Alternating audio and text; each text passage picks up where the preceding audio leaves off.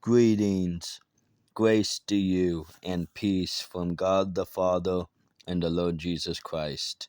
Today we will be continuing in Genesis chapter 39.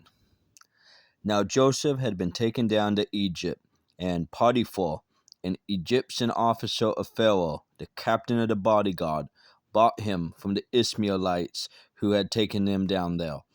The Lord was with Joseph, so he became a successful man, and he was in the house of his master, the Egyptian.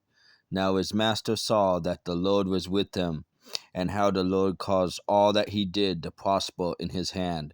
So Joseph found favor in his sight and became his personal servant, and he made him overseer over his house, and all that he owned he put in his charge.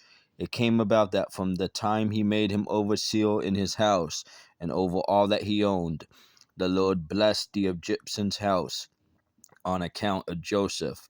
Thus the Lord's blessing was upon all that he owned, in the house and in the field.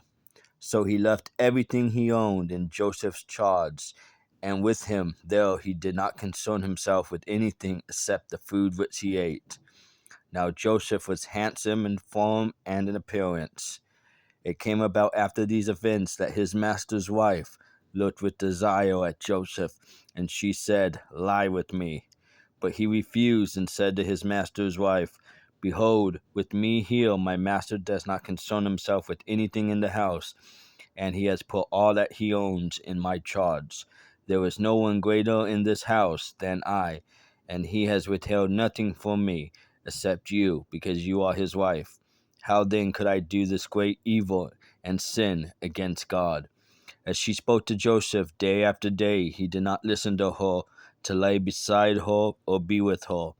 Now it happened one day that he went into the house to do his work, and none of the men of the household was there inside. She caught him by his garment, saying, "Lie with me." And he left his garment in her hand and fled and went outside. When she saw that he had left his garment in her hand and had fled outside, she called to the men of the household and said to them, "See, he has brought in a Hebrew to us to make sport of us. He came in to me to lie with me, and I screamed. When he heard that I raised my voice and screamed, he left his garment beside me and fled and went outside." So she left his garment beside her until his master came home. Then she spoke to him with these words, "The Hebrew slave whom you brought to us came in to me to make sport of me. And as I raised my voice and screamed, he left his garment beside me and fled outside." Now when his master heard the words of his wife, which she spoke to him, saying, "This is what your slave did to me," his anger burned. So Joseph's master took him and put him into the jail, the place where the king's prisoners were confined, and he was there in the jail. But the Lord was with Joseph and extended kindness to him, and gave him favor in the sight of the chief jailer. The chief jailer committed to Joseph's charge all the prisoners who were in the jail, so that whatever was done there, he was responsible for it. The chief jailer did not supervise anything under Joseph's charge, because the Lord was with him, and whatever he did, the Lord made to prosper.